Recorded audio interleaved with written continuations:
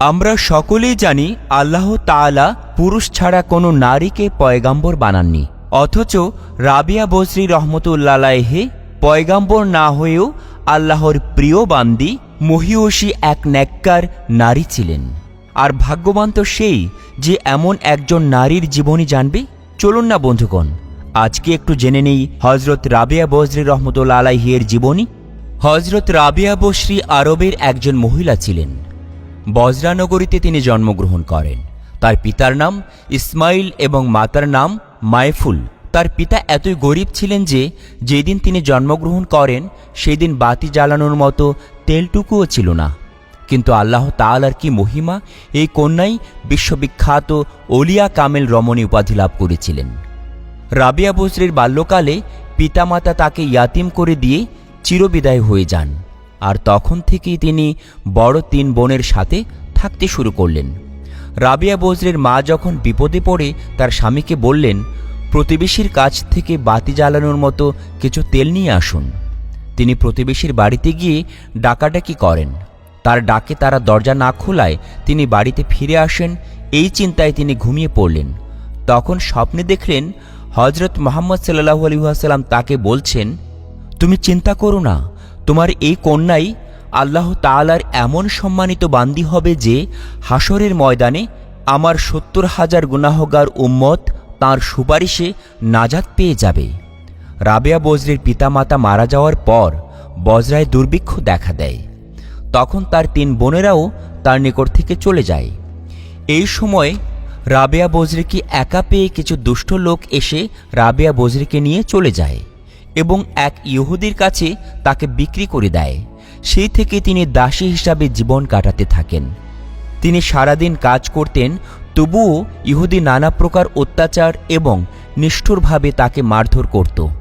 সবকিছু তিনি মুখ বুজে মেনে নিতেন। একদিনের ঘটনা, রাবিয়া বজরি ইহুদির কাজে কোথাও যাচ্ছিলেন। সে সময় অচেনা এক পুরুষের সাথে দেখা হয়ে গেল। তখন তাড়াতাড়ি পাশে সরে যেতেই হোঁচট খেয়ে পড়ে যান। তখন তার এক হাত ভেঙে যায়। তখন তিনি সেজদায় পড়ে কাঁদতে শুরু করলেন আর বলতে লাগলেন, হে আল্লাহ, আমি ইয়াতিম ও দরিদ্র, আপনার অসহায় এক বান্দি। এখন আমার একটি হাত ভেঙে গেল, তবু আমার কোনো দুঃখ নেই। আমি আপনার প্রতি সন্তুষ্ট। আপনি শুধু আমাকে এতটুকু বলে দিন, আপনি আমার উপর সন্তুষ্ট আছেন কিনা। তখন গায়েব হতে আওয়াজ আসলো, হে রাবেয়া, তুমি আর কান্না করো না, তুমি কোনো চিন্তাও করো না। হাসরের ময়দানে তোমার মর্যাদা এত উচ্চ হবে যে আসমানের সকল ফেরেশতাও তোমার প্রশংসা করতে থাকবে। এখন তুমি ইহুদির ঘরে চলে যাও। এই কথা শুনে তিনি ইহুদির ঘরে চলে আসলেন। রাবিয়া বজরি প্রতিদিন রোজা রাখতেন, সেই সাথে কঠোর পরিশ্রম করে সারাদিন ইহুদির কাজ করতেন। রাতে যখন সবাই ঘুমিয়ে যেত তখন রাবিয়া বজরি আল্লাহর ইবাদতে লিপ্ত হয়ে যেতেন এবং সারা রাত নামাজ আদায় করতেন।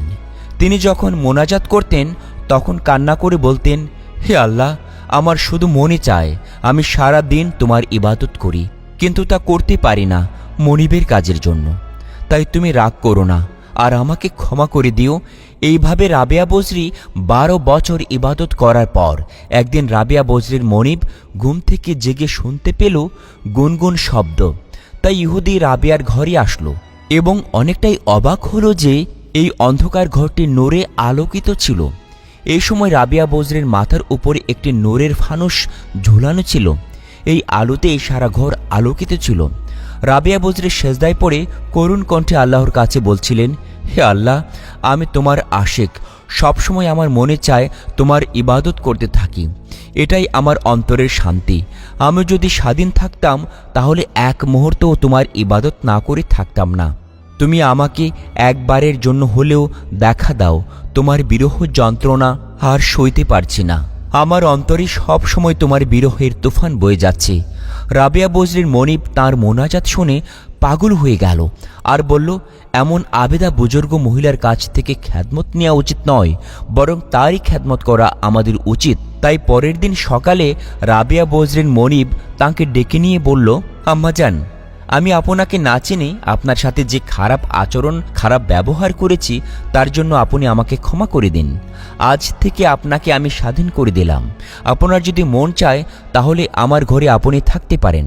আমরা সবাই মিলে সব সময় আপনার খেদমত করতে থাকব। আর আপনি যদি থাকতে রাজি না হন তাহলে আপনার যেখানে যেতে মন চায় সেখানেই চলে যেতে পারবেন। আমি কোনো বাধা দিব না। এই অনুমতি পেয়ে সেখান থেকে রাবিয়া বজরি চলে গেলেন এবং আল্লাহ তাআলার ইবাদতে মশগুল হয়ে গেলেন। রাবিয়া বজরি দিন রাত হাজার রাকাত নামাজ আদায় করতেন। আরবের শ্রেষ্ঠ অলি বিখ্যাত সুফি হাসান বজরি রহমতুল্লাহ আলাইহি এর মজলিসে গিয়ে তার ওয়াজ মনোযোগ দিয়ে শুনতেন। হাসান বজরি রহমতুল্লাহ আলাইহি তাকে স্নেহের চোখে দেখতেন। নির্জনে বসে আল্লাহর ইবাদতের জন্য একটি স্থান বাছাই করে সেখানে দীর্ঘ 40 বছর আল্লাহর ইবাদতে মশগুল ছিলেন রাবিয়া বজরি। তিনি 40 বছর পর্যন্ত ঘুমাননি, একমাত্র আল্লাহ তাআলার ইবাদত করতেন। তিনি সারা দিন রোজা রাখতেন এবং নামাজ পড়তেন। ঘুমে যখন তার চোখ বন্ধ হয়ে যেত তখন চোখে তিনি বলতেন, হে চোখ, যতদিন তুমি দুনিয়াতে থাকো ততদিন তুমি ঘুমের আশা করো না। যখন তুমি দুনিয়া থেকে চিরবিদায় হয়ে কবরে শুয়ে থাকবে তখন কিয়ামত পর্যন্ত নিশ্চিন্তে ঘুমিও। আর যখন তিনি সূর্য উদয় হতে দেখতেন তখন বলতেন, হে মন, এই মনে হয় তোমার জীবনের শেষ সূর্য। যখন আজান পড়ত তখন ভাবতেন কিয়ামতের দিনের ইসরাফিলের সিংহার কথা। যখন প্রচণ্ড গরম পড়ত তখন তিনি হাসরের মাঠের সূর্যের কিরণে তামার জমিনের গরমের কথা ভাবতেন। যখন তিনি নামাজ আদায় করতেন তখন নামাজের ভুল ত্রুটি যেন না হয় সে বিষয়ে খেয়াল রাখতেন। একদিনের ঘটনা, রাবিয়া বজরির বাড়িতে 2 জন আলেম লোক আসলেন। তারা নিজেরা বলাবলি করছিলেন, তিনি যদি আমাদের কিছু খেতে দিতেন তাহলে খুব ভালো হতো।